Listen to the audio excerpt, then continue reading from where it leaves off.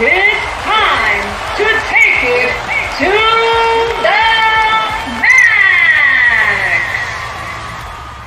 It's October 14th, and you know what that means. It's the dawn of a new era. Welcome to the new and improved Max Wrestling Podcast. No, Chad, it's not Max Wrestling 2.0. This is your captain speaking. I am joined by the podcast machine, Mike Larkin, and El Jefe, Moses Marquez. So, top of the morning. Yo. Today we relaunch Max Wrestling in a new vision. As you know, we have eradicated the promo tournaments that we've become known for these past few years. Actually, before I do anything, crack it open to the new generation. Cheap plug. Yeah, you're still going to be seeing promos pop up occasionally, but only in exhibitions. There's going to be a lot more focus on trivia! Which we were originally known for. We have a new TV championship, and we're bringing back an old feature on the show. Ladies and gentlemen, let's kick it off with that old segment first of all. It is This Week in Wrestling History.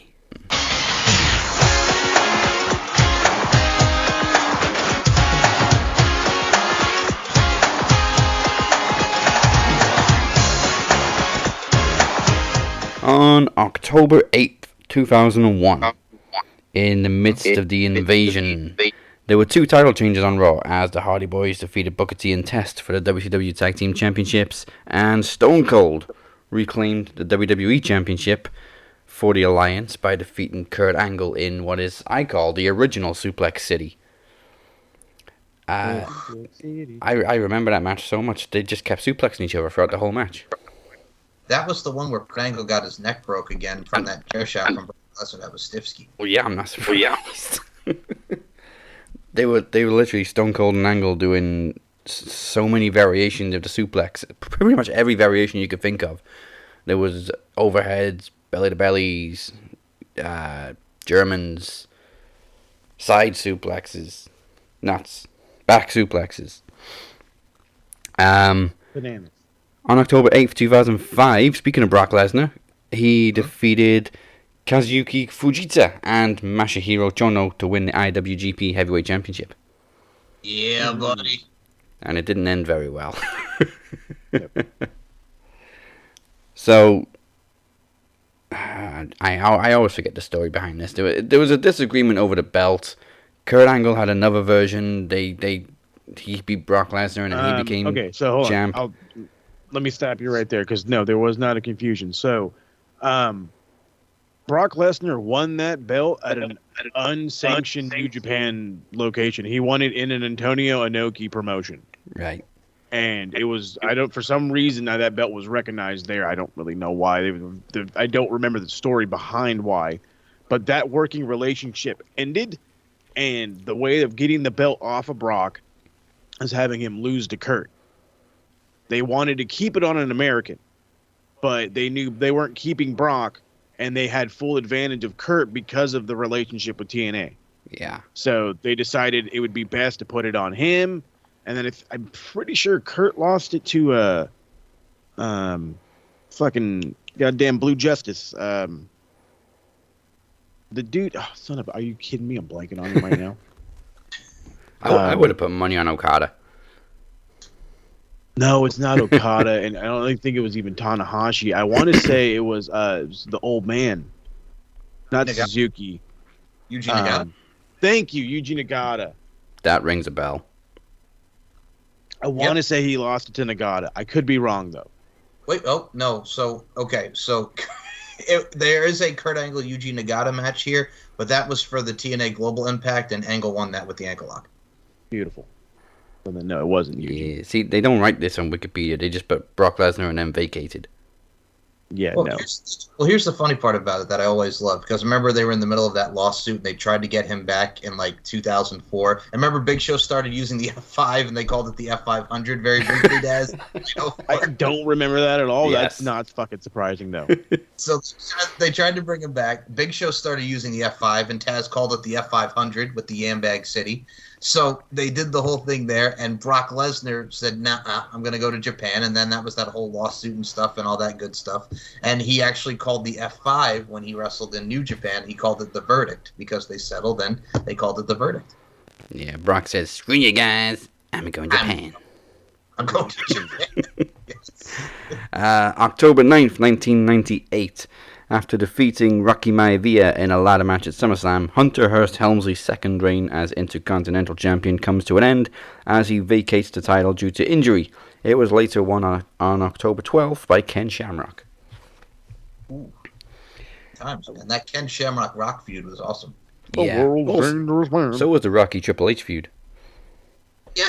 I mean, I'll be honest, I heard you guys talk about it last week when we got to WrestleMania 13 and he was wrestling Rikishi, a.k.a. the Sultan, and then Rocky Johnson takes that shirt off and starts laying waste, father and son together. Ugh. Great moment. Match was terrible.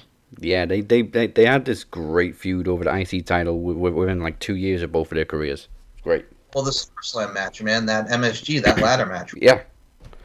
I believe it was a knee injury. Yes, that sounds right. Yep. I remember him being on crutches anyway.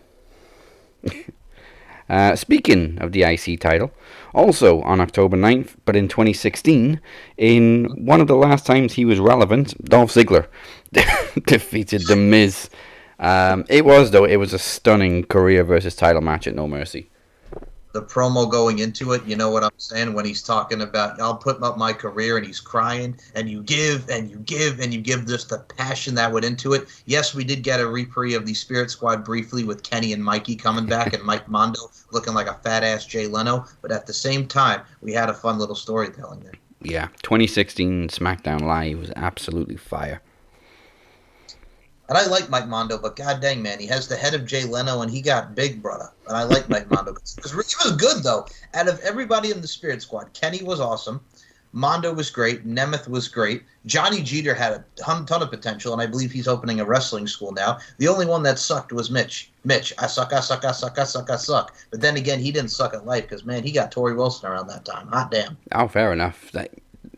In one way or another, then they all win. Yeah, well, you know why he was most memorable for being on that $1 Million Tough Enough, Nick Mitchell? Mitch, you know why he was most memorable? Well, because he sucks. Well, no, not because he sucks. Well, besides he sucks. He was the Tough Enough guy on the $1 Million Tough Enough who got eliminated on his birthday. Well, that does suck. It does. Happy birthday, Mitch. Can't even have your cake and eat it. Oh, you know what he's like? Like Cheech Marin and Machete. Remember when Danny Trejo comes in and he's like, and the guys are coming after him, chasing him, naming the Father, Son, Holy Ghost, like, get the fuck out of here. That's what they look like. That was great. Love that line. I'm going to take another cheap shot now. October 9th, 2019.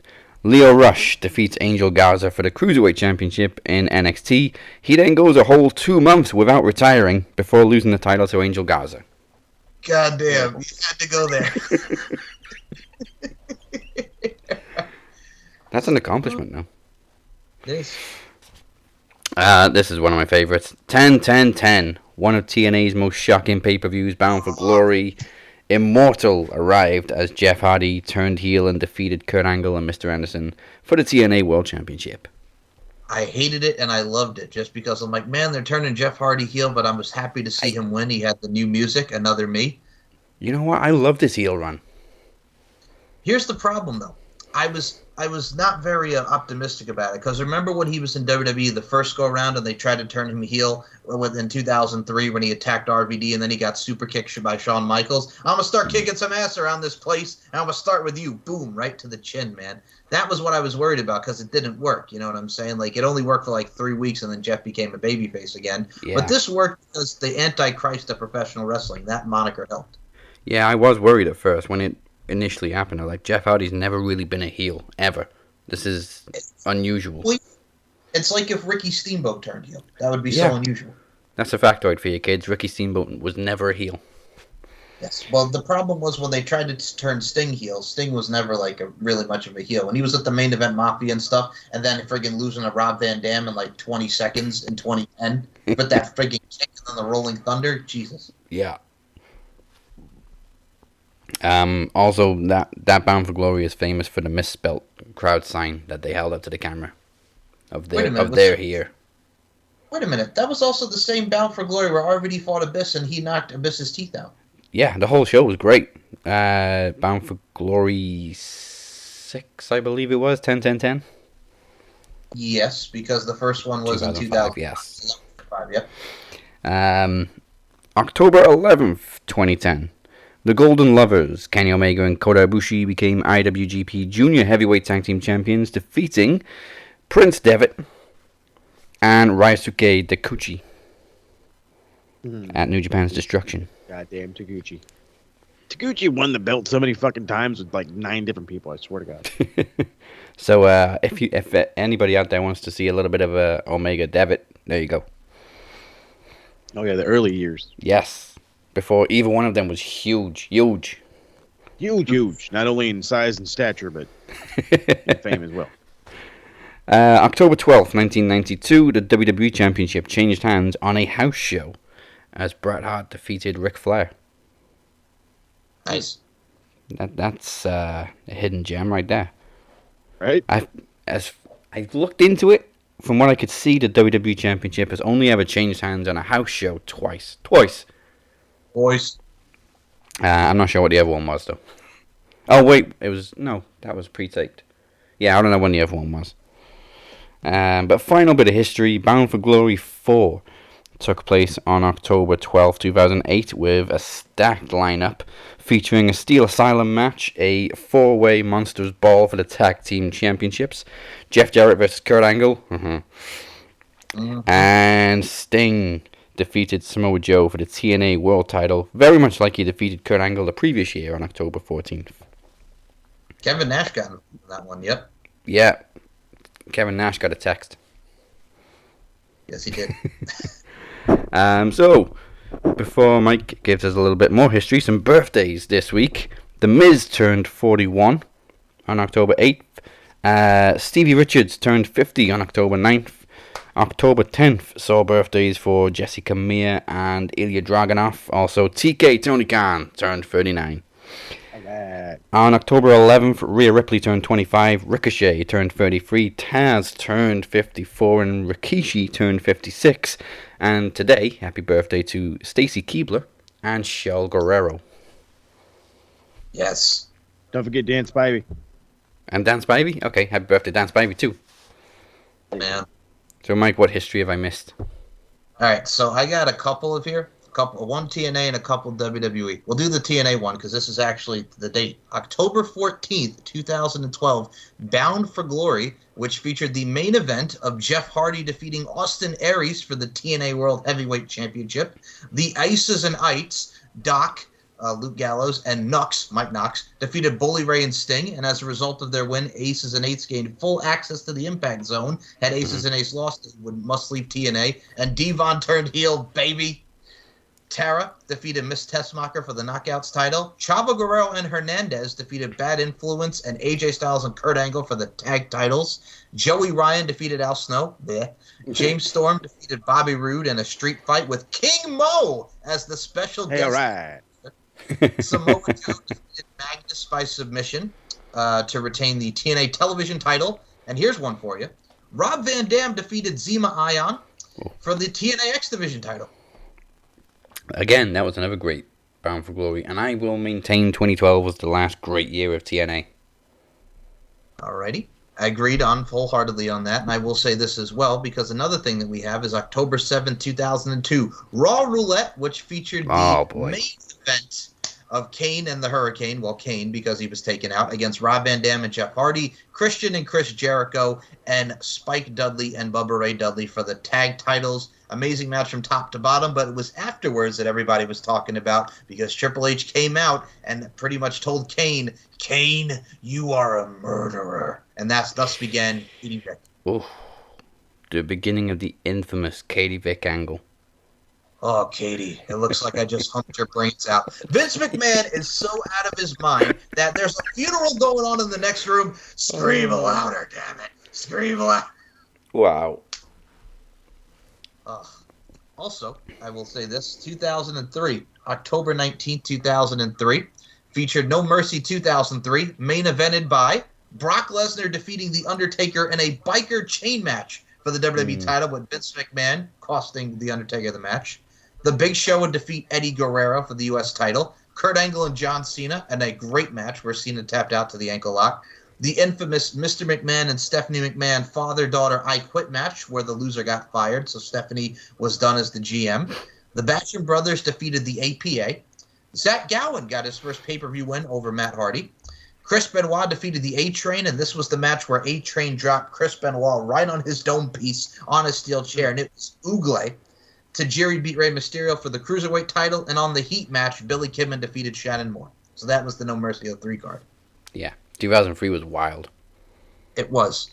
And I mean, as far as Ring of Honor goes, okay, hold on, let me get back to where Wasn't there a Bryan Danielson and Austin Aries match? For like the world title on this date? Like on today's date? On today's date? I want to say that was what they call that? Enter the Dragon.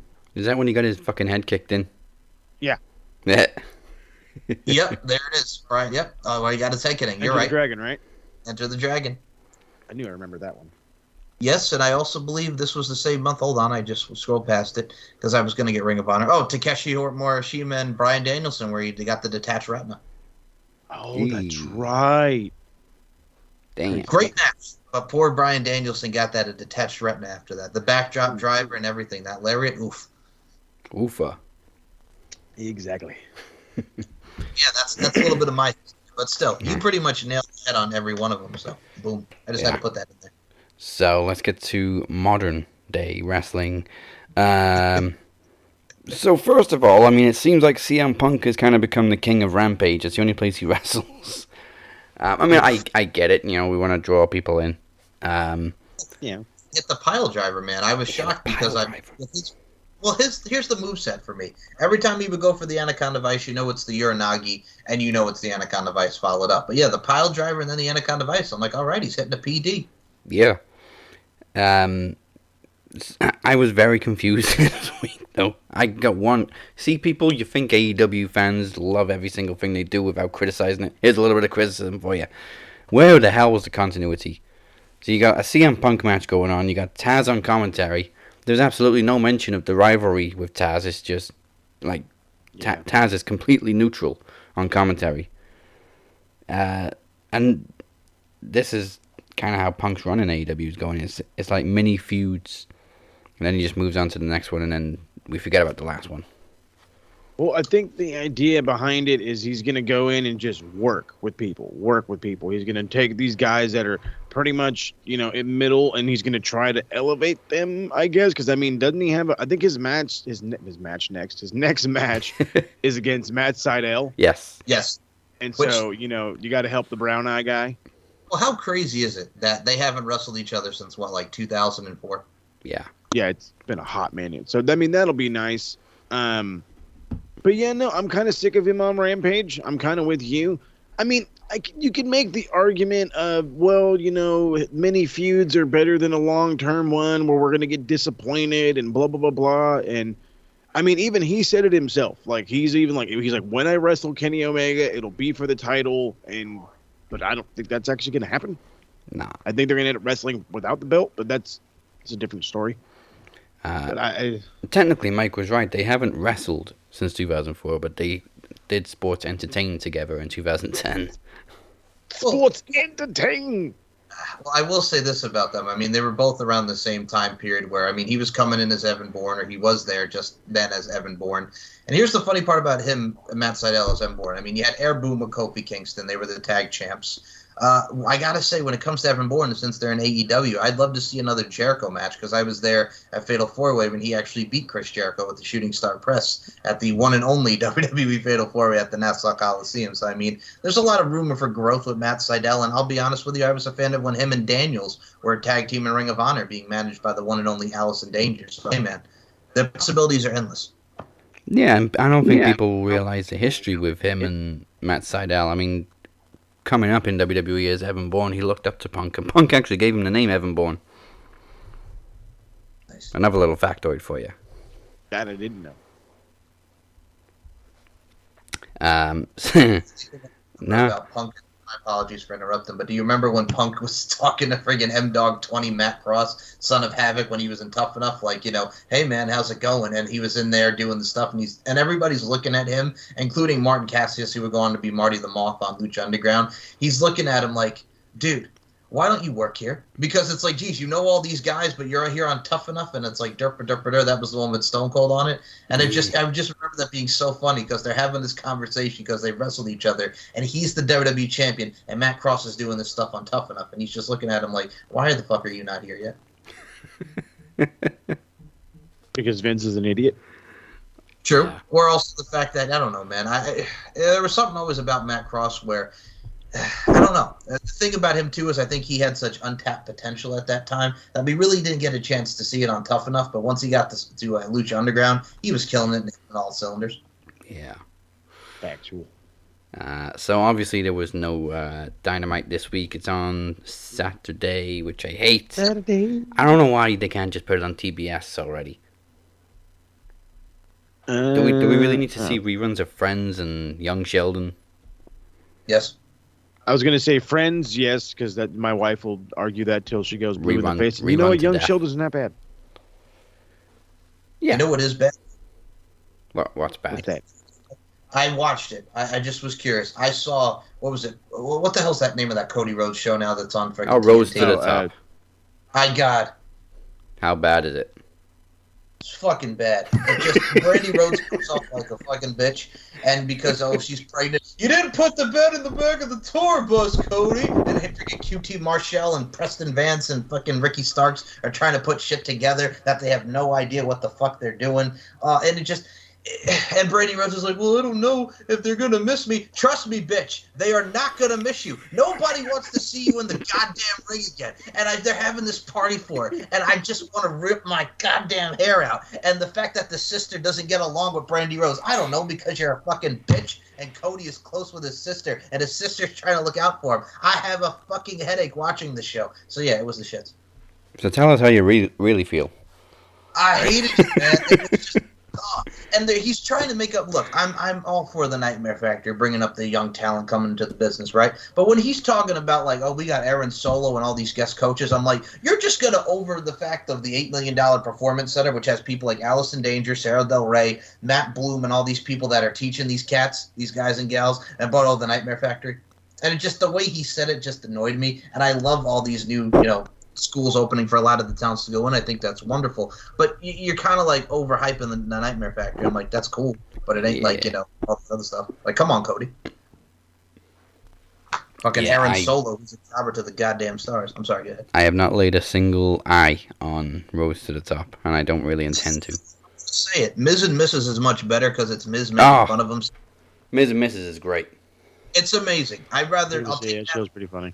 It is, and I'll take that over Total Bellas and all that any day. And Mo, I know your wife loves all that reality TV. I end up watching it also. It's my absolute favorite episode is when Miz has to get a cake, and he just destroys the cake. Oh, what a fuck that guy!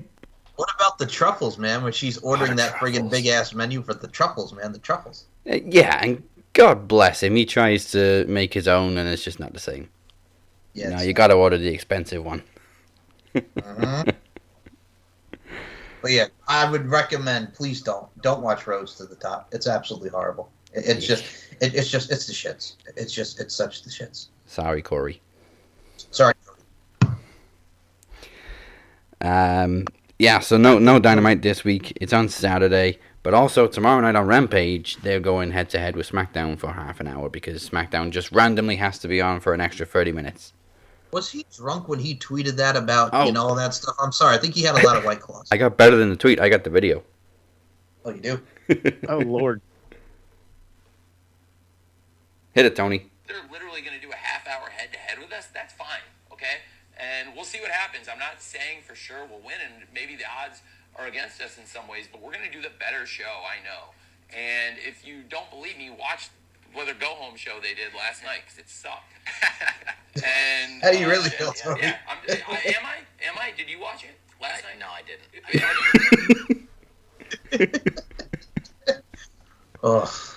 I mean, it wasn't a go-home show, but it did suck. Where was that off of? Like, I have no idea. I just saw it posted. It was with some dude who looked like Joseph Gordon-Levitt. Is he seeing the Angels like him and Angels in the outfield? Is that what he's doing? Oh my god! Can I? I will say this. Tony is Raw. holding a paper cup in his hand in that video, so he may have been a little bit drunk. A couple of White Claws. He's always got a cup in his hand. Let me say this about Raw, and here's what pissed me off about it. So they're both doing, you know how they've got the Queens, the tournament for the Queen and the King of the Ring? Boy. All right. Yeah. So you had Dewdrop beat Natalia. So the way that the Queen's thing is, the Queen's crown, excuse me. On SmackDown, we got Zelina Vega versus Carmella, and for Raw, we have Dewdrop versus Shayna Baszler. Okay, whatever. The King of the Ring is what pissed me off. So you had Xavier beat Ricochet, which was very good. Yeah. And you had Jinder Mahal beat Kofi. The problem I had is we could have had a nice little New Day competition of Kingston versus Woods. But New Day, but we didn't get that. So now we're going to get Mahal versus Woods on the Raw side of things, and we got Finn versus Sammy on the SmackDown side of things. And we had Jeff Hardy lose to Austin Theory, and here's what the problem was. They had the 24/7 guys just running through, and then, you know, they still do the match, and then Austin Aries wins with a friggin' roll-up with the tights, so they're going to continue that before Jeff goes to SmackDown. They did Riddle and Omos, which was just, you know, he thought Randy was going to come out and help him, and friggin' Riddle got squashed. The plan, man. I'm going to shock people. I actually watched SmackDown and Raw this week. Oh, nice. Okay. All right, here's where I'll get pissed. So they bring back the Hurt Business to absolutely squash Ali and Mansoor. Ali gets pissed. He's sick of this. I'm sick of this. And then Mansoor's being interviewed in the back, and he's just like, well, we got to let him cool off. And then he's like, you're a loser, Mansoor. You're a loser. Oh, we just need damn. Yeah. And then he beats the shit out of him. What the fuck? Even after all that, there's like, Mansoor just go, well, I'll just talk to him later. And then he just beats him up. Here's what pissed me off. Mansoor's a fucking geek. They could have had a long-term thing where it could have been like, okay, because Mansoor's all about the people. Mustafa's not. It's like Sable and Mark Merrow. Mustafa. Right. So they could have gone either way, where you could have saw Mansoor heel turn or a Mustafa face turn. But what we did is, since we're going to be in Saudi Arabia next week, he's going to win and beat Ali, and then he's going to be like, it feels so good to be back in Riyadh. Riyadh, I give my people hope I'm not a loser. And then we're going to have that. Bullshit. Yes, and I know Mansoor tweeted about how, it's people like us, we never thought we'd be here. We're giving our people hope, and it's very warm-hearted, which is true. You know what I'm saying? He's doing it for the people. Yeah. But at the same time, it's like, come on, man. We know how Saudi Arabia treats women, even though we're getting a women's match. We know how they treat your people. You know what? Ali could have run him over with a frigging car on Raw, and they'd be like, Mansoor, how do you feel? I'll just talk to him later. It was the most blasé and no fucks given shit I've ever seen. He was so apathetic and lethargic. He was so lackadaisical. It was just bullshit, man. They get fired up. This man is calling you a loser to your face, but you're like, I'll talk to him later. Man, let him cool down. He's just angry. Having a bad day. And here's the thing. It's going to be a good match because if you give these guys time, it works. Mansoor is a great wrestler. But the problem I have is he wouldn't have a pot to piss in if he was on the main roster. He would get jobbed. You know what I'm saying? But we're going over to Saudi Arabia. It feels so good to be back in Riyadh. And you're going to see the woman crying again, and the kids are crying because it's Mansoor. So, I mean, it's just, don't get me started. Yeah, let's not get started on Blood Money 6. Blood Money 6. But yeah, it was, you know what, though? I know one thing. Go ahead. I'm sorry, Des. I know one thing about the King of the Ring. What's that? There's no way Finn Balor's going to be in the final because he ain't going to Saudi Arabia because, he supports gay rights and all that stuff. How about Sami Zayn? Oh, yes. I don't see him. Okay, they've backed themselves into a corner. How the fuck are they going to get around this one? Well? Well, Finn, I believe Finn's gone before. Right? Oh. Yes. So I always thought he refused to go. They're not going to give him too much shit. They're like, oh, he's a gay demon. I don't know. Oh, yeah, he just stopped wearing the rainbow on his tights. Yep, that was it. All right, then. So Sami Zayn ain't going to Saudi Arabia. Sorry, this man said he's a gay demon. Okay. I don't know what to say. But no, I mean when Saddam was a gay demon in South Park, the movie. Oh, yeah, that's very... You got me. Okay, so Sami Zayn ain't going over there because, of what he is. You know what I'm saying? He ain't going over there. So, I mean, come on. Okay, so it's got to be Finn. Yeah, it's got to be Finn. Finn versus Jinder Mahal. Oh, my God. Well, it's a face and a heel, so yeah. And then Jinder Mahal will friggin' win. Yeah. But I mean, rightfully so. There's been a lot of controversy over the Queen's Crown tournament. Why can't I just call it Queen of the Ring? Because of the match times. And I mean, I'm looking at the match times right in front of me. So we had 2 minutes 10 for Zelina and Tony. We had 1 minute 40 for Liv to job to Carmella, which is bad in of itself. Doudrop and Natalya got 3 minutes 8 seconds. The longest match in the actual women's tournament so far was Dana Brooke and Shayna Baszler, which lasted 5.5 minutes. But I got to comment on that. Those girls look lost as fuck. Yes, it did not gel. It was not good. God it was damn, Mike. I'm sorry, but it's like we're gonna roll around, and then it's like, okay, let's go to the finish. Nia right in the fucking face. 1, 2, 3, Shayna gets the win. That's legit what it was, because they were so lost. They didn't know what spot they were doing. It was just roll, spot, knee, 1, 2, 3. And that was the longest one in the women's tournament so far. And it fucking blew. So, like, Fucking. Zelina, Tony, Liv, and Carmella took place on SmackDown, and they had a combined match time of 3 minutes 50 seconds. Jesus.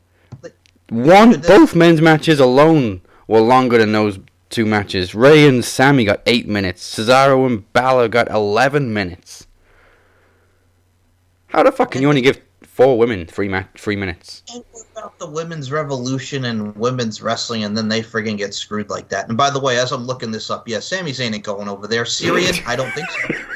No, he hasn't gone before, so that's the biggest reason. Yeah. I don't think he's going to go, period. No way. Well, that was like when we had Daniel Bryan and AJ Styles on SmackDown, because Daniel Bryan ain't going over there. No. Yeah, man. Shayna Baszler's got to be in the final, so she's got to be going. And Dude, Shayna Baszler, fucking, what the fuck? She's just beating the shit out of everybody. I'm just watching these highlights. This is exactly what Shayna should be doing. Yeah, they're trying to bring her back up as, the Queen of Spades. I'm going to beat the shit out of you like it was in NXT, because... Good, which is what they should do, because we had her being afraid of a doll a few months ago. Yeah. Yeah, it's fucking stupid. Gotta say, Piper's doing great. This is the first time I watched Raw in full in... God. Almost, like, over 2 months, I think. So it's my first real experience of Piper and what she's doing as Doudrop. But, yeah, she's great. She's doing great. There was a plus, though. I gotta say, Bobby Lashley had a great promo talking about his no-holds-barred match with Gold. I was gonna say Bobby Lashley cut a great promo, which is not something we're accustomed to. Now, if it wasn't against Goldberg, I'd be interested in the match. You know what the problem is? He's gonna win because he's fighting for his son. Yeah, unfortunately, but at least the title's not on the line now. By the way, I have to say something about this. So Edge and Seth Rollins are having a Hell in a Cell match in Saudi Arabia. I mean. Terrible. And you know what? It's going to be good, but just because it's in Saudi Arabia, it's kind of like, oh, okay, Hell in a Cell. Yeah, that's exactly where I'm like. This feud looks great, and if it wasn't in Saudi Arabia, I'd be all for it. But, yeah. It's got a great build-up, but unfortunately, it's going to be on Blood Money. And Big E and Drew McIntyre had a great match with the Usos. But I'm like, Big E and Drew McIntyre, if it was not on this show, I'd be all about it. But also the problem is Drew McIntyre, I'm tired of seeing him go for the title. But then he's going to SmackDown, so. I don't know why they're doing a face versus face. I mean, it was kind of funny in the segment where it was like, if I can speak on behalf of Drew, you absolutely cannot speak on behalf of me. What about he's Big D? He's Big D. He's Big D like last week. Now we got Big Bob and Bobby Roode. Hey, Big Bob. He's you know what? Nobody's called you Big Bob. Don't you disrespect Big Bob. This show is getting less PG by the week. It's like Billy Madison. You know, me and Veronica Vaughn got it on. No, they didn't. Drew is Big D. Doudrop's Double D. Let's just get rid of the PG rating. That's hilarious. It's hilarious. And unfortunately, they're showing some dissension in the ranks between Ray and Dominic. No. Just no. They should have been split in the draft. I don't care. I don't want to see Ray against Dominic. I'm sorry. I know it's going to happen. Yeah. Yeah, and speaking of the draft, what the hell is the point in the brand split when the Usos can just show up on SmackDown? On Raw, my bad. Yeah. I don't know. So we're the tribal. I don't fucking know. Oh man, this show is going to be long, by the way. I meant to say, because next week it's going to be on, here in the States, it's going to be on at 12 p.m. Eastern noon time, so it'll be 9 a.m. Pacific time, and there's 9 matches on this card, so this show will probably be like 4 or 5 hours like the last ones.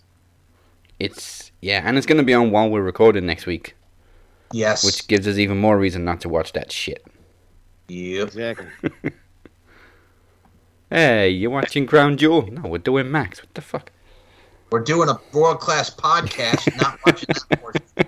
There you go. And another big problem from SmackDown. There was a 2-minute segment, literally just so Kevin Owens could get beat up. Yeah. They come back from a He break. cannot It's the wait to leave. Boy, I tell you what. happy hour segment at the start of the break. 2 minutes later, it's the end of the segment. That was it. Just to beat up Kevin Owens. 2 minutes. Oh, you know, he's just, like Mo just said so eloquently there, he's just ready to get the fuck out of there. Yeah. As somebody else put it, the Dean Ambrose farewell tour for Kevin Owens.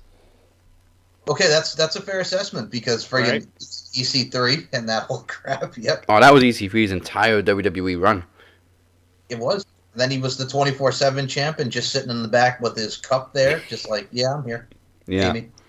Well, that's what Jeff Hardy's doing right now, because he was in the position of, I'll take a paycheck. What I love about that is, think of like when Tito and Santana was like the enhancement talent for a lot of stars. Remember at WrestleMania 8, he got Shawn Michaels over. That was Shawn Michaels' debut. Split from the Rockers, super kick into the barbershop window. Boom. He's going against El Matador. So Jeff's like in the Tito Santana run of putting over the young talent and elevating them. But at the same time, we may have a tease of Willow on SmackDown, so I'm all about Willow. Yeah. I mean, Jeff's been a little bit more relevant in the last couple of weeks. I'm actually enjoying this feud with Austin Theory. Well, I mean, look at the merch sales, man, because my dad and I were talking about this. Look at John Cena, like when he came back, the merch sales, right, for the kids. Jeff Hardy sells a lot of merch. Oh, yeah. Kids. Yeah. Jeff's always popular. Mm-hmm. And with Austin Theory, who, that fucking smile, you just want to smack him, mollywop him right across the face, man. Ugh, I just want to see Jeff mollywop that fool. Yeah, absolutely.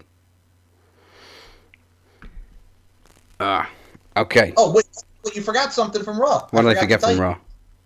Fucking John Morrison is now like in his chi. He's like centering himself with Rhea Ripley and Nikki Ash in the background. I don't know what the hell we're doing. I think we're waiting for Miz to get eliminated from Dancing with the Stars so we can bring that feud. Because now he's just. Hey, I'm petitioning for that guy to be the goddamn genie. You hear me? Hey man, I saw that and I laughed. Don't give Top Vince notch ideas. work, We already guy. had the Miz getting eaten by zombies. And we already had Chris Jericho face Fandango in a feud because Jericho was on Dancing with the Stars. Yeah. There you go. Wait, was Jericho on it too? Yeah. Yes. There you go. John Morrison is basically a Jedi now, or something. It's all about his chi. His chi, Desirino, his chi. Do you know what he's talking about? No. No, not really. It's just,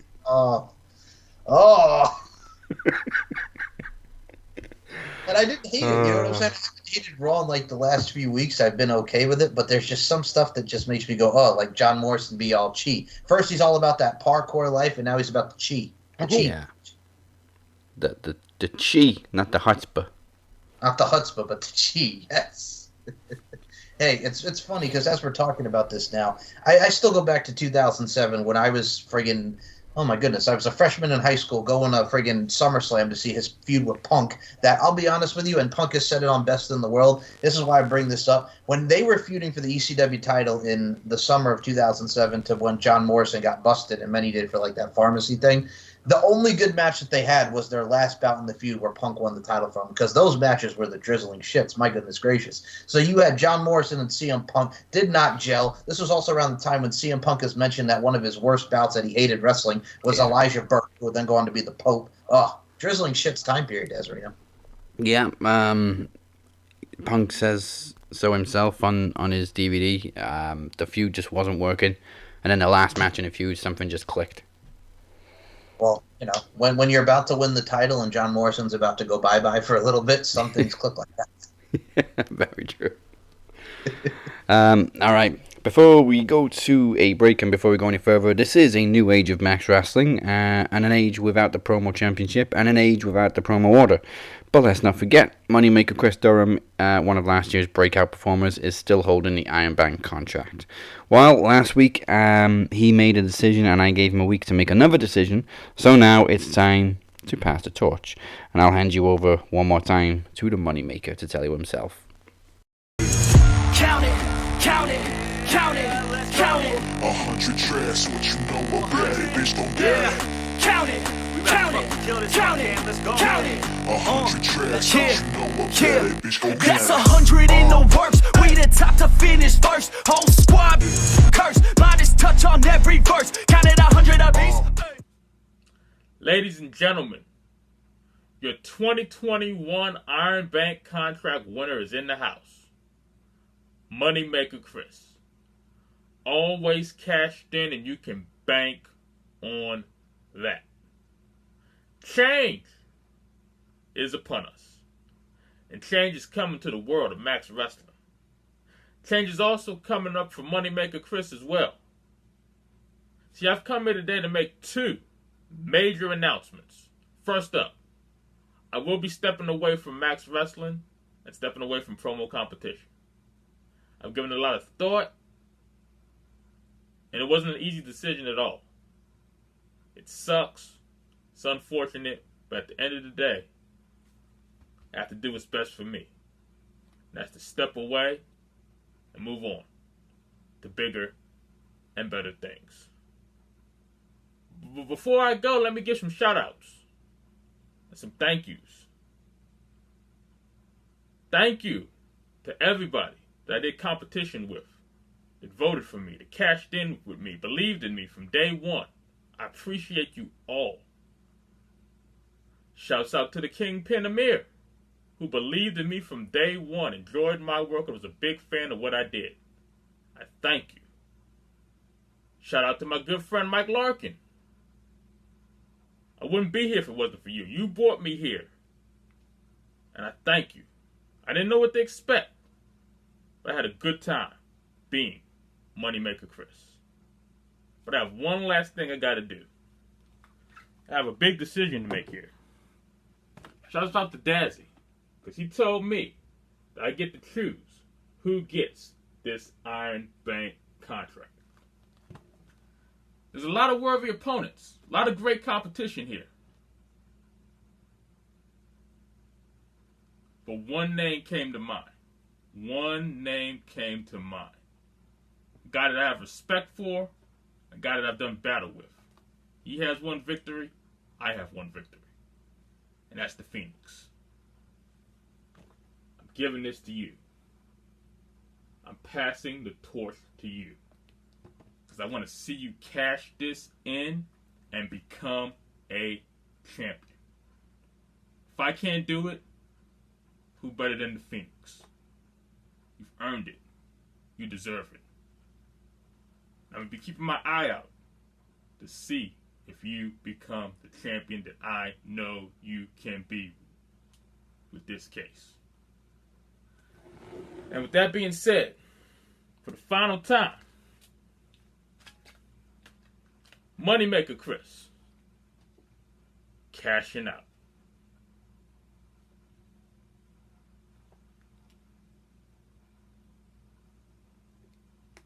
Cause I'm sick of standing up instead of going down. I'm sick of never being able to cross the line. I'm sick of pretending everything is fine. You got it, you're just a freak like me. Robert Davis, one of the most brilliant and creative people I've ever known. After everything you've done in a promo order, before it was even an order, when it was just a bunch of people in a tournament since day one, and I can't let you walk off into the sunset without a proper goodbye.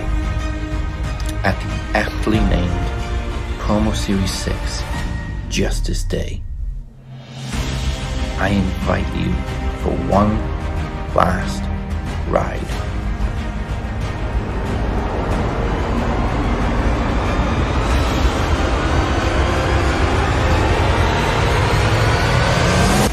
With the Shape.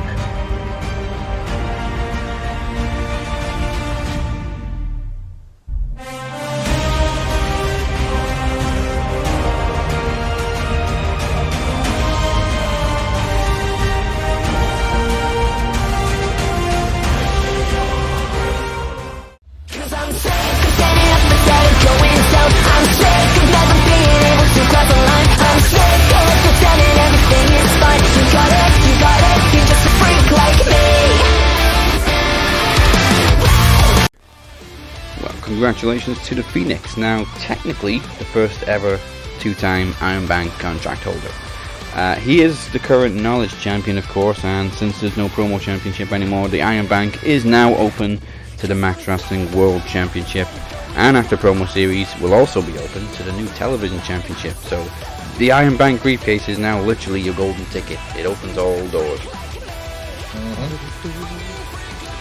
And speaking of promo series 6 Justice Day will be the first special event of the New Age on November 18th, but it kicks off with the pre-launch show on November 16th as we crown the first ever Max Wrestling TV champion in the Ring of Games. It's a series of brand new knowledge rounds for the inaugural Television Championship. We have Travis, Moses, and the Phoenix has entered it. Nice. Also, possibly Kenny Killer will be making his return for the Ring of Games.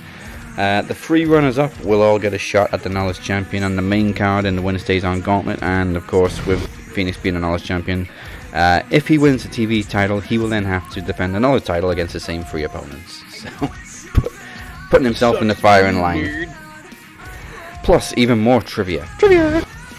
Can Moses Marquez close the book on the old generation of Max Wrestling by becoming a Grand Slam champion? All he has to do is defeat Chad Malcolm for the Max Wrestling World Championship. Goddamn right I can. You kidding me? Promo competition is a thing of the past, but we always have room for promo exhibitions, and for the first and last time, we're finally going to see Robert Davis ride out to battle with the Shape. Pre-launch show November 16th, Promo Series 6 Justice Day November 18th. Do not miss it. Go to maxwrestling.net/Promo Series 6 for more information. So, without Dynamite last night, I looked for something else to watch and ended up watching some NWA Powerrr. Nice. First of all, Velvet Sky on commentary. You have my attention. Yep, she does a great job. I literally had no idea, so I said, okay, I'll check out some Powerrr. Commentary team comes on. Oh, hello. I'm going to enjoy this show.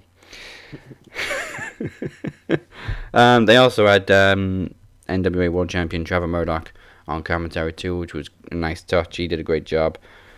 So, Tyrus defends the TV title. First of all, why is he accompanied to the ring by Jimmy Savile?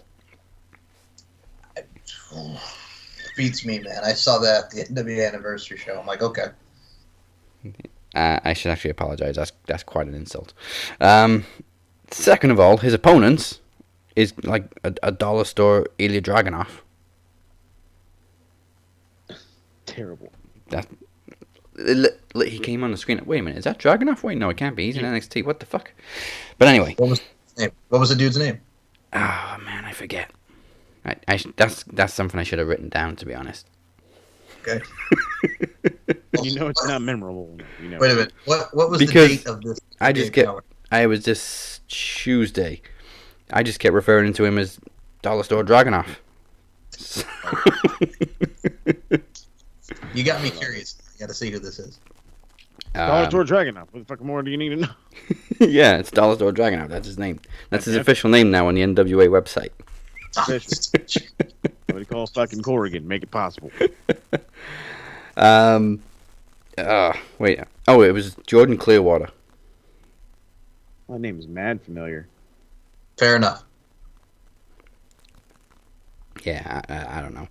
But I digress. The match itself was just nuts because they rang the bell and then they spent like 2 minutes undressing. They were like stalling for time for some reason. And who would have thought after all these years, if you wanted to shut Tyrus up, all you had to do was chant Trevor. Because he cuts this promo after the match and the crowd just start chanting for Trevor Murdoch. And Tyrus just stops what he's saying and he goes, "You want to keep chanting for Trevor? Alright, you're not going to hear what I'm going to say." And he walks off. I thought that's great. Yay. That's how you shut Tyrus up. Yay. As I'm looking at these names, too, they had a tag team tournament for the NWA World Tag Title. I'm going to say right now, Sal Renaro was on this show. And for those that don't know who Sal Renaro was, he was done a lot of work in Ring of Honor. He was used in a lot of those like six-way matches and the four-corner survivals. And he also was a professional wrestler in FIP, Full Impact Pro, over there in Florida. So it's great to see Sal Renaro on here. Nice. Well, I think Aaron Stevens, man. Friggin' Aaron Stevens. I forgot Aaron Stevens is in NWA. Nice. yeah, he's been there a while. Mm-hmm. Is he still a national champion? No, he was national champion He- at some point. You know he has a podcast now too, by the way. Oh, please tell me it's Oh, intellectual. bad. I'm just kidding. No, it's Aaron Stevens and the A Show. It's him and April Hunter, who was in WCW, and she's done a lot of independent work. Yep. I know her. Well, I know of her. I think my favorite segment from Power was the exchange between Kiera Hogan and Mickie James. I'm not sure how many headlines it's made, but it was a really great segment that set up a match between them beautifully. Mickie was set to make some kind of announcement about Power. Kiera Hogan comes up kind of, awkward and clearly not happy about not being booked on Empower. Mhm. And she, basically just said, "Well, why don't I fight you?" And then Mickie was kind of upset that she chose an interview to make this challenge rather than, as she kept saying, have a conversation about it. It was an awkward exchange, and that's Don't have exactly what it was conversations. supposed to be. Yeah, wrestlers don't have conversations; they yell at each other with a microphone. That's what they do. So yeah, it looks like even the next pay-per-view, or maybe on the next Power, we're getting Kiera Hogan versus Mickie. We're getting them two down the line at some point anyway. Cool. I kind of dig that. Yeah. If you get a chance to watch the segment, it's possibly Kiera's best work since leaving Impact. Oh, I'm definitely going to check it out then. I'm sure Travis is going to be looking at it. He's already watched. He's already watched it 10 times. We're going to run it back. And- Well, I got something for you. I got it. You first, man. I'm sorry. Well, finally, one last bit. This was pretty much the end of the show before they had the tag match. I love how typically Northern English Tom Latimer is, a.k.a. Bram. They're setting up a blood feud between him and Nick Aldis because they go way, way back, as we know from their Impact days and everything. Dude, wait a minute. You're not just going to gloss over the fact that Mickie got thrown off the train. She got thrown off the train. Off the train.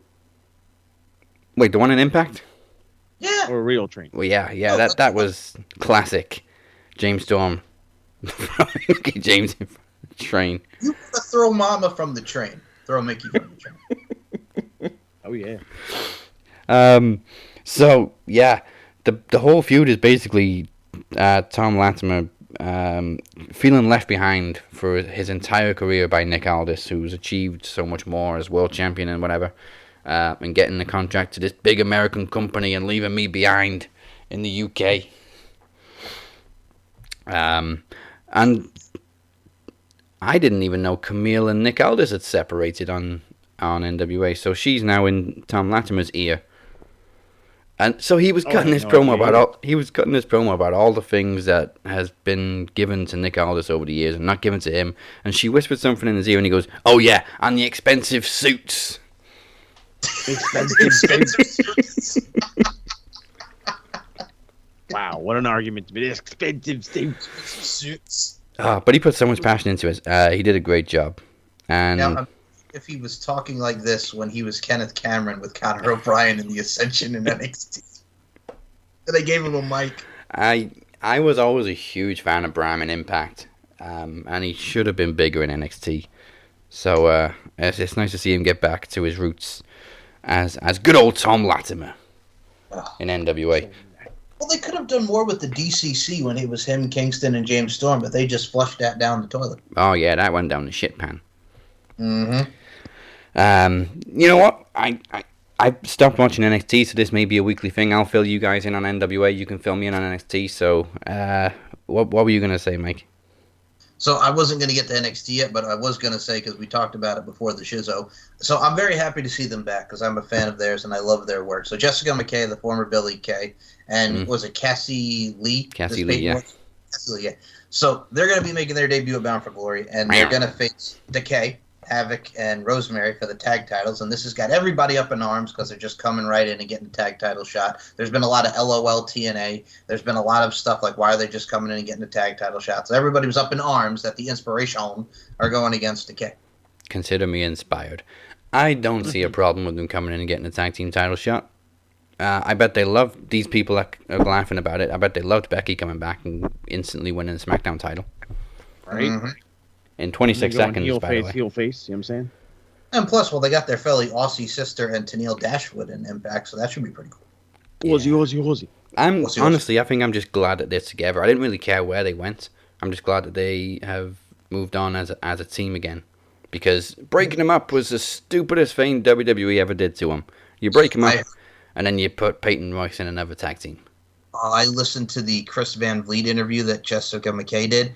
She was even saying, she's like, so I got this thing, you know what I'm saying? I'm going to do this thing with the resume and have my photo and have something for it. And she was having fun. She said she was having, entertaining. She was making it work. Like, I know, but she was like, at first it was like, I hated going to SmackDown because I didn't know who I was. She's like, I clearly know that Vince likes Peyton, which is fine because she's very talented, duh. But she's like, then you just put me over here and I have like no identity. So she was very not happy about it either. She went very in depth with it. I think out of the two though, she did a much better job on her own. Which surprised a lot of people because, I mean, the thing with the Iconics was Billie Kay always had the most personality out of the two. That's the thing, too, because remember they put her with Lacey Evans and it didn't work. That went nowhere. And then, of course, Lacey got pregnant, and that just left Peyton Royce dead in the water again. But I also did read that Peyton kind of blamed herself because she said she would kind of like to try going solo. Well, she had that great promo on the Raw Talk where she's like, I want us. And it was great, but then they did nothing with it. Mm-hmm. Well, they gave her a match against Asuka, but it was a nothing match.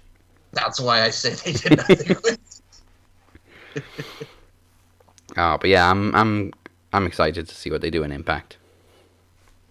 Same. I mean, we were talking about before the Impact. All right, Mo, let's bring this up, man, because you made a great point. Let's bring it to the show front here.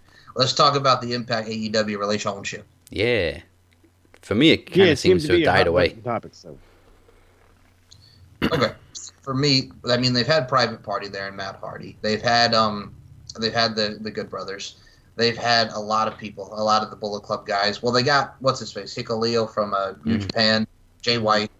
As far as AEW and Impact, well, you haven't seen any Impact people on there. You know what I'm saying? That's why a lot of people feel it's one-sided, and I can agree. But I'm kind of like, let's just see how it works out. You know what I'm saying? So I don't know. I mean, we had Sami Callihan and Kenny Omega, so you can count Callihan. I think bold prediction, we may see Britt Baker at Bound for Glory.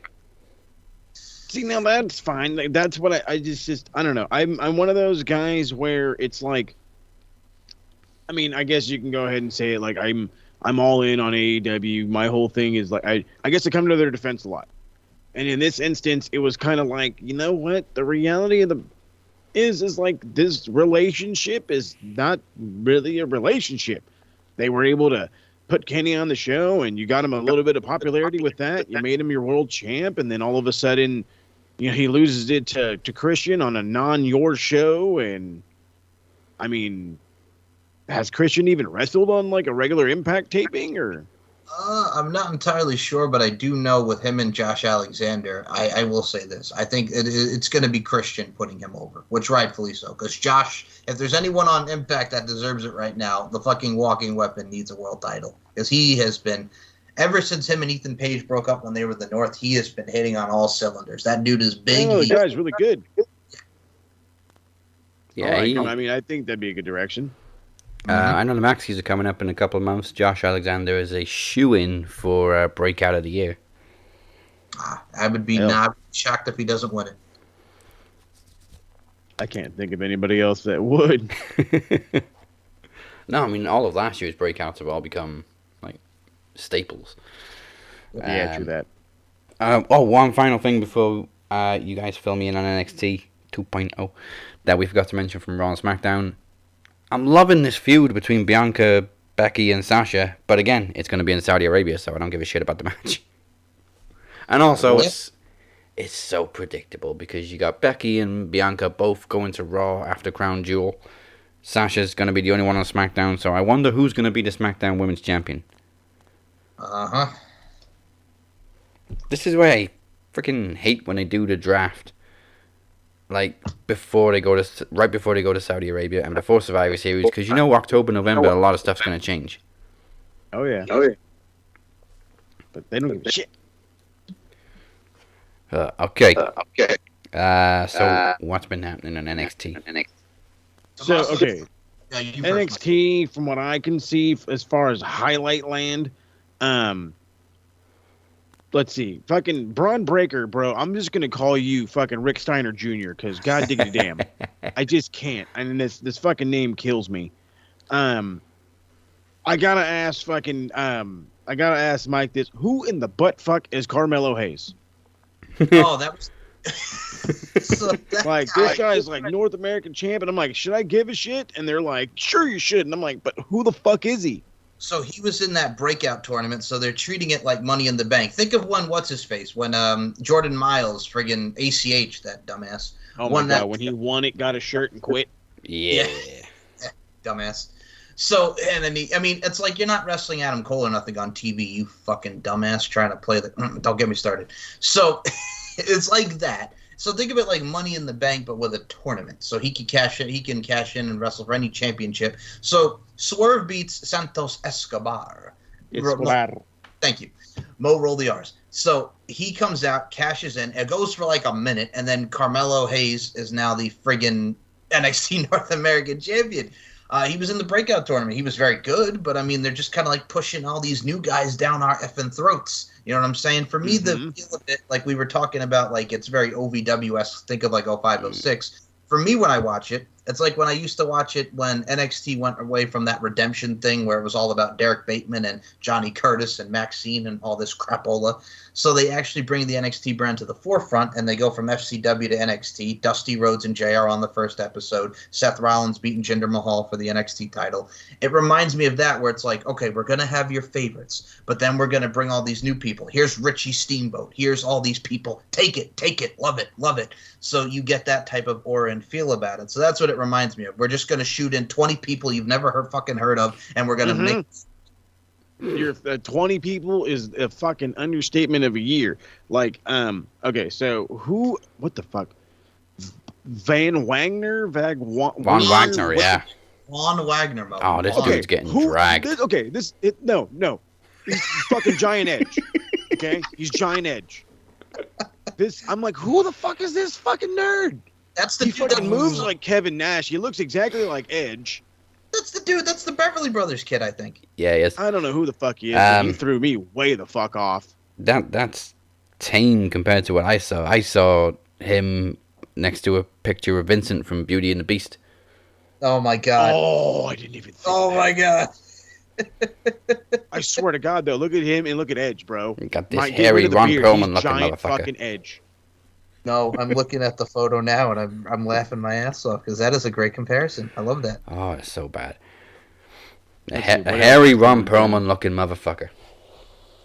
So the big dude that I can't remember the fucking Bordeaux guy, the fucking former offensive lineman, Tony D'Angelo. Tony D'Angelo. Tony D'Angelo. Oh fuck. Okay. No, I was more talking to the dude that's all fucking shaved and tatted, the fucking mini Brock Lesnar fucker. But no, Parker. You brought up fucking Tony D'Angelo while I'm fucking over here watching the goddamn Sopranos movie. I'm like, that's exactly what this guy's trying to do. He's trying to be fucking Tony Soprano. And I'm like, no. Fuck no. What the fuck? Why did I watch this? I'm so glad this was just highlights. I'm like, this guy's a fucking nerd. This guy's a fucking nerd. Well, it looks like they're setting up Tommaso Ciampa and Parker Bordeaux, so I think we know the direction of where Braun Breaker and him stand, because I think they're setting up, or if they don't do it for the title, it looks like we're going to get Ciampa and Parker Bordeaux, who's now Harland. Yeah. All I know is he's a big monster-looking dude. I didn't really give a shit about him. I mean, I saw the attack on Ciampa. I mean, if you're gonna push this fucking guy straight to the moon and give him the belt, then Braun needs to win it like that next week. Because that dude looks. I mean, he only had a backstage segment, but he already looks like he's the biggest fucking babyface in that company. Oh, he absolutely is. That's what they're. And I'm like, this motherfucker been here 4 weeks, and he's already going for the title. He's motherfucker 4 weeks he been here, and he's like, well, I'm the new fucking dude in town. And it's like, obviously, what the fuck? It's just so. It's so weird. It is not the NXT I'm used to. And then the one thing, probably my favorite part about the whole show, fucking shit, is Mandy Rose hot. Oh, Yes. What in the wow? toxic my ass. Okay, so we had Dirty Fucking Slut, the former Dirty Fucking Slut, Gigi Dolan. You know what? She's going up in my estimation. I gotta be honest. Okay, I'm cool with that too. I'll stand by that. Stand for approval. Casey Jane and Mandy Rose. I love it. Here's where Mo also, I agree with Mo. Beautiful, hot as fuck. Mandy Rose is getting that new rejuvenation, if you will, as a heel. She changed her hair, and I am actually really looking forward to seeing her and Raquel Gonzalez go for the title. Mm-hmm. Yeah, her character build is great. Yep. And the other two are going for the tag titles, which I have no problem with. Yeah, they just look like whiny bitches, but that works. Okay, well, think about it like this, man. We have Toxic Attraction in NXT, and we have the Allure in Ring of Honor. Mandy Leon and Velvet and Oh yeah, that went nowhere. I went nowhere, but they were still hot as fuck. It went nowhere because Velvet was very close to retiring, and she just basically became the valet of the group again. Everybody's talking about Joe Gacy's character with his, like, you know, the... Skinny Kevin Owens? Yeah, and I like Chainsaw Joe Gacy. I've seen his stuff in CZW, but this is not Joe Gacy I know. This guy wrestles exactly like fucking Kevin Owens. You're not wrong. I'm like, dude, is this fucking Kevin Owens? Like, no, it's not. It's some other dweebo. His fucking promos, like, dude. I know. I've never been a man to fall asleep during a wrestling show unless it's bad. Bro, he fucking opened the show. I almost fucking just, it was like, oh, I quit. I quit already. Like, I'm not, why? It's not like his promos are, like, he wants to be, like, slow and methodical, but he does not come off as either. He comes off as a fucking geek. All right. An absolute geek. And that's why fucking Daz hit my fucking music, because this is the Geek of the Week. Yeah, all right. Do the Geek of the Week, and I'll follow you. Just do the Geek of the Week. I have something to add to that, because oh God. Ladies and gentlemen, I promise you this jingle is going to get stuck in your head. Pencil neck geek, grit-eating freak, scum-sucking peahead with a lousy physique. He's a one-man, no-cut, losing streak. Nothing but a pencil neck geek. Pencil neck geek. Pencil neck geek. Love it, but yeah, fucking Joe Gacy, get goddamn super Geek of the Week. Super Geek of the Week. Fucking man, you want to be Kevin Owens, you wrestle like Kevin Owens, you look like Kevin Owens, you don't sound like him. You suck, sir. You suck. So to add on to what Mo was saying about falling asleep, so I saw Joe Gacy wrestle Alex Reynolds in NYWC on Long Island. It was brutal. I'll be honest with you. Out of everything that was on that card of that night, that was probably the stinker, because it was like you mentioned, he was slow. It was just it didn't click. And like I said, I've seen Joe Gacy wrestle in CZW. No. I can't. So, yeah, I'm right with Mo on Joe Gacy. As someone who's seen him live and in person, Mo described him to a T when it comes to that character, and watching him on NXT. But we did get mini Layla Hirsch and Ivy Nile against Valentina Varaz, and she absolutely squashed her. Joe Gacy, the dude who got a new gimmick and then they squashed it within a week? Yes. Sucks. But, yeah, Ivy Nile was fine. And Julius Creed. Holy shit, Julius Creed fucking squashed Jiro. My God. That friggin' dude beasted him. That clothesline shit. I will say this. I do like the Creed brothers. Clothesline shit. Yeah, I was going to ask you, what's up with, like, the dudes from the Diamond Mine, right? Yeah, the Diamond Mine. Yep. Okay, so I don't know who the fuck this goddamn, whatever the fuck the guy's name is. He's in there flipping and flopping, and he wrestles the entire time with his jacket on like a complete fucking nerd. Yeah. Like Julius Creed. But I fucking dig the Diamond Mine. These guys are just fucking shooters, and he's out there in his goddamn singlet, and he's just tossing this fucking guy around. Nothing flashy. He's just beating the shit out of him. And I think his finisher is just like a fucking running double leg. Yep, that's pretty much what it is. It's a double leg slam. Yep. Yeah, it's fucking great. I really like these guys. Me too. And I look at it from a stance, too, as well as, like, we talked about Von Wagner and Kyle O'Reilly. I mean, there's no more Ridge Holland in NXT because he's going right to SmackDown, and that's also probably why they took the title off of Swerve, because him and Hit Row are going right to SmackDown. Yep. So stupid. And I know Indy Hartwell and Persia Parada want the tag titles now because they got Indy teaming with this other chick because Candice is pregnant, so she's teaming with a fellow Aussie, I believe. Well, yeah, and the way is basically dead. Yeah, because Austin Theory's on Raw. But yeah, no. You see, I'm with Mo too. And so here's the funny part, and this is why I love my mommy. So she is also one. She's like, you know what? I don't like NXT anymore. And I said, why? She goes, because it's different. I'm like, yeah, you pretty much just stated what everybody else thinks about NXT 2.0. So I got a kick out of that because my mom, who watches everything with us, you know what I'm saying? It's a family-oriented thing when it comes to professional wrestling. My mom's not even into it anymore. And I said, well, that's what they're doing. They're going back to being development. Oh, shit. Yeah, exactly. So yeah, my mom ain't even. That's why I stopped watching NXT. To quote Stewie Griffin, I don't like change. Especially when it's unneeded. Change. It was not needed, but I mean, they want to focus on now, like, you know, okay, we're going to develop our stars and here's some familiar faces. It's exactly like 2012 NXT was before it became, you know, where you had the takeovers and all that. Yeah. It's like, think of when we had Cesaro and Sami Zayn, right, in the 2 out of 3 falls, which was amazing. Like, you had Cesaro come down there and you had Damian Sandow come down there, but, you know, it's not the same as what we've gotten. Factual.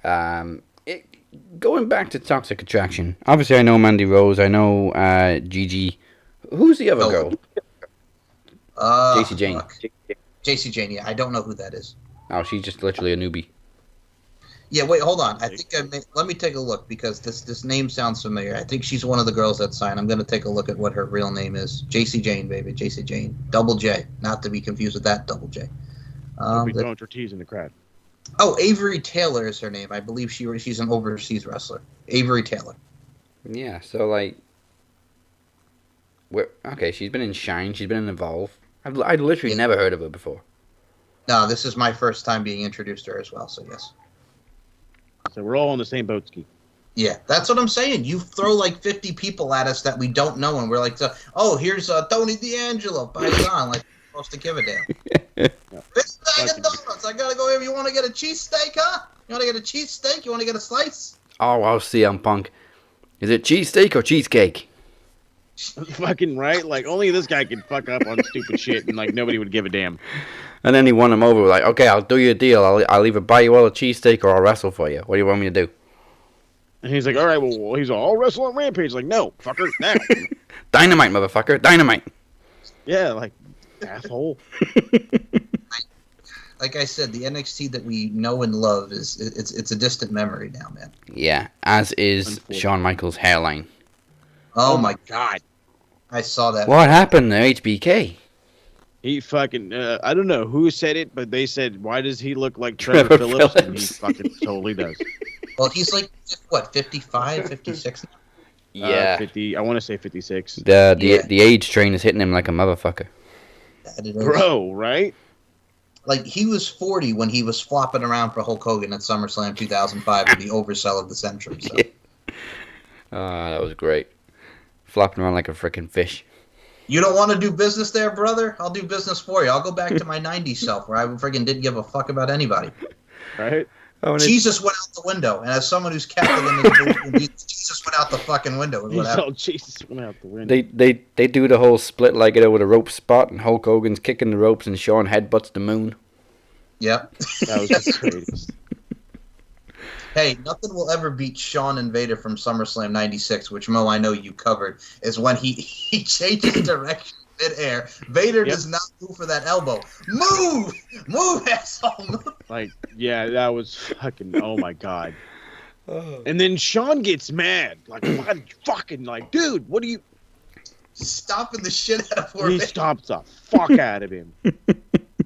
I'm like, bro, and Vader's a big fucking dude. Like, I felt bad. Well, Shawn's over here fucking taking his liberties out on him. Do you remember what Jim Cornette said? Because he's like, Vader was a big teddy bear. He's like, Shawn Michaels told me if I ever come at him like that again, it'll be my job. And he was like getting all emotional about it because Vader was a big old teddy bear. Oh, yeah. Vader. Giant teddy bear, sure. Giant teddy bear, sure. Whatever you say, bub. I need to find this footage. I have to say, I'm gonna try and find it stuff. after the show. It's towards the end of the match where Okay. Like, I typed in Shawn Michaels Vader incident because that was the first recommendation, and all I got is the full match. Yeah, you have to watch. Let me take a look. Yeah. Shawn Michaels for an opportunity to win this match. Take some chances and go for it. Well, you've got the opportunity. On the top. Oh, shit. See? Michaels kicking Vader. was pissed at him, just fucking stomping the shit out of Kicked his him. fucking head off. He really did. You're Fucking gonna get poor your bastard. fucking head kicked in. Literally. Jesus. All right. Let's end it with the wrestler of the week. I'm gonna hand it over to you, Mike. Let me play the jingle.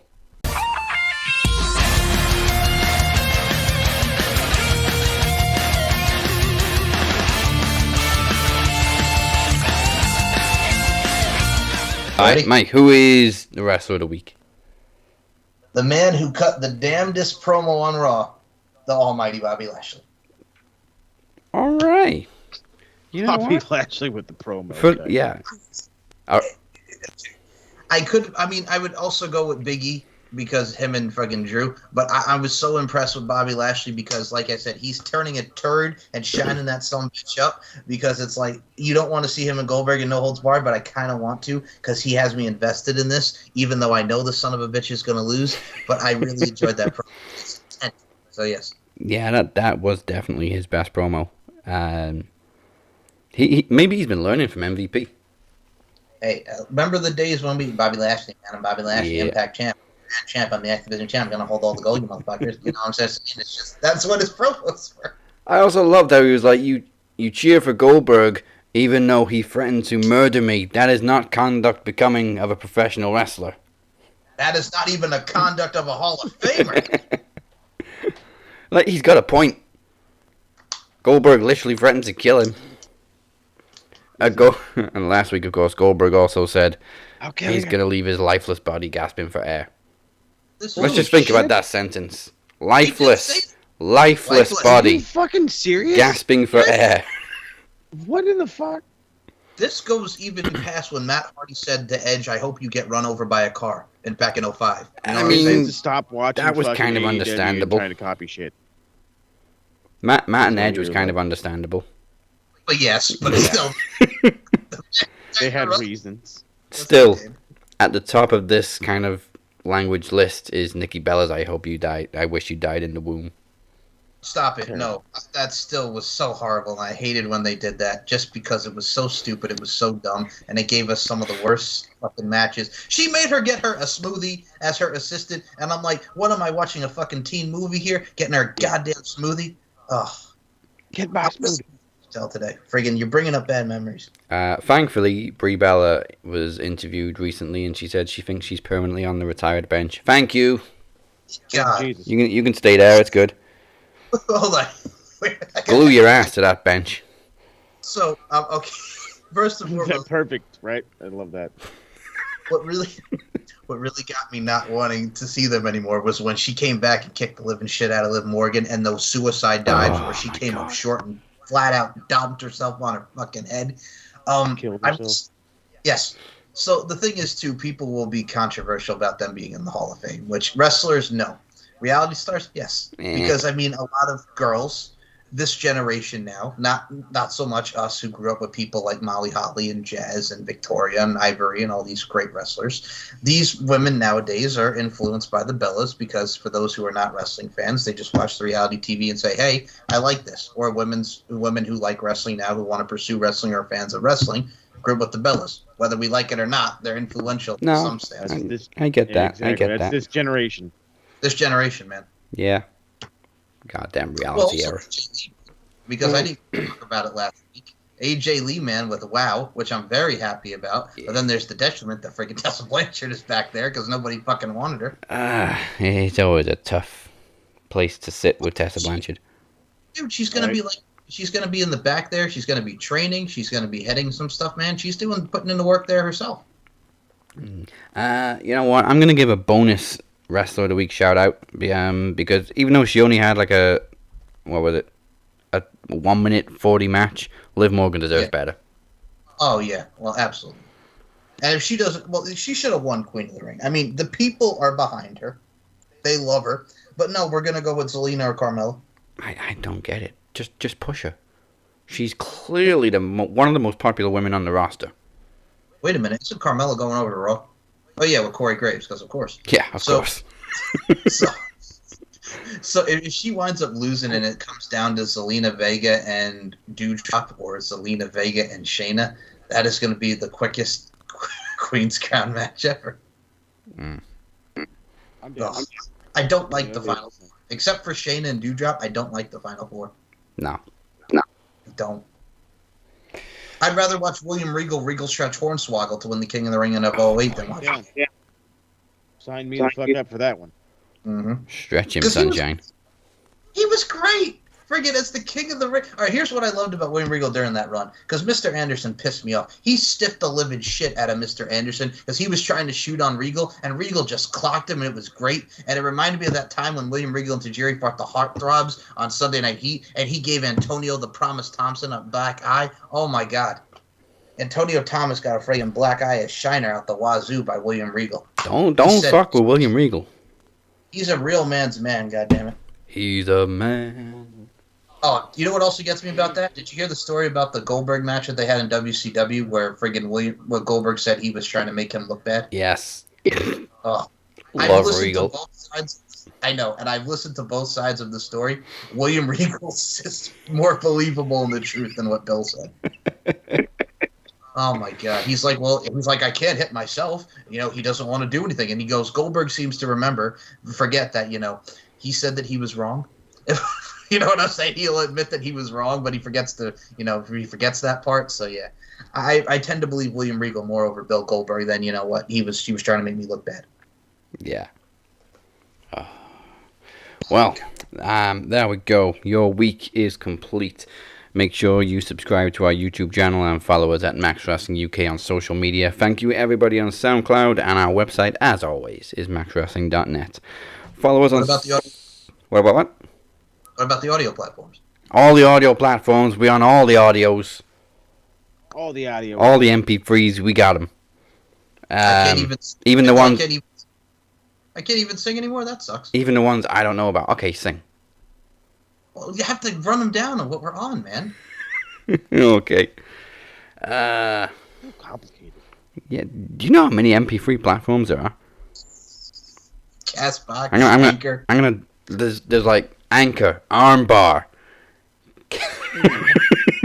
What's the one that I sing all the time now? Calm down there, Jericho. Jericho. What's the one that I sing? Armbar, arm lock. They're What's different. the one I usually sing? It was the last one you showed me that I didn't even know we were on. This is what happens. Podbay, man. Podbay. Hey. We're on Podbay, and we're gonna sing a song for you. Well, we don't have any promos anymore, but we got trivia too. Have some fun now, Tassie and the gang, learning from each other why we do our thing. Nah, gonna have a good time. Hey, nah, we're on Podbay. Hey. I'll do it quickly there, just because since we don't have any promos now, it kind of just, And we just ain't podcasting with anyone but you. I'll take you, Andre Corbeil. You son of So yes, you can find us on all the audios. And follow us on social media at TheCaptain512, at MCL92, and at SMRPodNet. So all you pencil neck geeks better listen up, because this is what Moses Marquez has in store for you this week. Oh, I really like that. That's nice. That's right. So you guys know the game. Retros are dropping. I want to say what else it should be. It should have been the October 21st, 1996. Yeah, I believe that. I know I finally did, or finally re-released King of the Ring, because I remember the whole interface nonsensory. So that should be dropping this morning, if not this afternoon. I forget how the fucking thing works. I have it on a scheduled thing, so it doesn't like immediately jam-pack my computer with bullshit. Right. Other than that, we got lots of Bolt Ranch stuff. Got a what is it? Bleh. Review today. Drops probably around 8 or 9-ish. We have a injury report and all that fun jazz on Saturday, and then of course game Sunday. Flip it around, retro Monday, moving on down. All right. And MC Mike, who you been talking to? Well, so the latest edition of the LFC podcast is out. It is with Sheena Bathory. We talked about making her debut against Shaylin at LFC 35 Booty Camp 3D. And she has So she has said that she wanted to put me in a scissor hold and head scissor around my neck. And I said, I got to call you out for the first bout up. So, I mean, hey, I'll take it, though. I'm kind of frightened and excited at the same time. I'm not going to lie on that one. This is like Boog and Mandy Rose. Yeah. Yes, it is. So you guys can check me out at SM Show 1 or MCL92, SteveandMikeShow.com. Steve and I have a couple shows coming out very, very soon as well. He might be high as fuck. I don't know, but that's how he goes. So it's a conspiracy, Mike Larkin. That's the way they live. SlashRFC.com. You can check me out on the Max Wrestling Podcast with Dazzy and Mo. You can check me out with Next Picks Pod, which Daz and I will be doing again very, very soon. Yes. Look forward to our next topic. And also, as far as interviews go, I did do an On the Mic with Mike with adult star Monica Minks. We did talk about her career in the adult entertainment industry. So there's a porn interview out there, which is pretty fun. And also had Sean Donnelly on the LFC podcast, LFC CEO, where we talked about the events, including Sturgis, and what we have coming up for Booty Camp 3D. And folks, I will say, 3D! So you guys can check that out. If you are not going to be in attendance in Las Vegas and have not purchased your tickets, you can still watch the pay-per-view. It is $19.95 on LingerieFC.com. Go out of your way and buy the show because it's going to be a fun night of action. The show does start on Halloween at 10 p.m. Eastern, 7 p.m. Pacific time. And the weigh-in, which I will be presiding over, will be at 9:30 p.m. Eastern, 6:30 p.m. Central. Pacific. So 10 p.m. start on the East Coast, 7 p.m. on the West Coast. Buy it just for Mike being a ring announcer. Damn right. Thank you. Buy it right now. Buy it. So real quick, before we end all this whole thing, if you're not already wanting to watch AEW for the buy-in on Friday, we get to see, it's not a big deal, but Minoru Suzuki and D-Bry. Yeah, no big deal. Or B-Dry, I should say. B-Bry. Yeah, so B-Dry. I think they announced actually on SmackDown that the main event of SmackDown is going to be Becky and Sasha for the 417th time. Or you can watch Bryan Danielson and Minoru Suzuki kick the fuck out of each other. Haven't pleased each other in like how many years now? Right. So it's been a while since they've actually wrestled each other. Exactly. No, I want to see the Murder Grandpa. Yeah, the Murder Grandpa.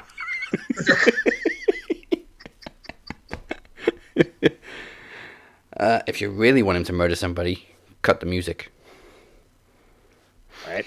Don't. I would know. Yeah, actually, don't do that. You don't want to do that. Young boys will die if the music is cut. No, not just young boys. Like there will be a fucking. You want a JR dead? He's fucking dead. Goddamn Excalibur, you're fucking unmasked. Fucking if Jericho's on commentary, you're fucking retired. Like everybody's done, player. Stop. Fucking, they're gonna have to call goddamn Glock Anderson to come out there and save everybody.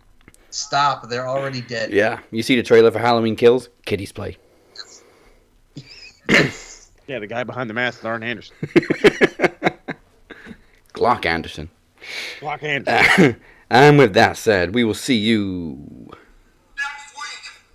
next week. Because we will not be predicting or watching Blood Money 6, but we will. Podcast is what we're doing. We're recording this show for you people because we don't want to watch that Drek. You know what I'm saying? I'd rather watch Shrek than this Drek. Fuck that show. We're making a sacrifice to record this show instead of watching Crown Jewel. That's what we're doing. Our sacrifice. We will also have 3 AEW shows to talk about. We'll have Rampage tomorrow night. We'll have Saturday Night Dynamite, and then we'll have Dynamite back in its rightful place next week on Wednesday night. So every cloud has a silver lining. We may also try and get somebody to join us so we can have a little bit of trivia next week. Maybe. Good. That is it. Goodbye. Mwah, and good night. Shayna and Dana Brooke, lost as fuck, drizzling shits. Get off my TV. Time's a chicken, Chad. Time's a chicken. Him dead. You mean chicken? Why are you talking about chicken? Oh, I said chicken. Wait, somebody say chicken. I can go some chicken.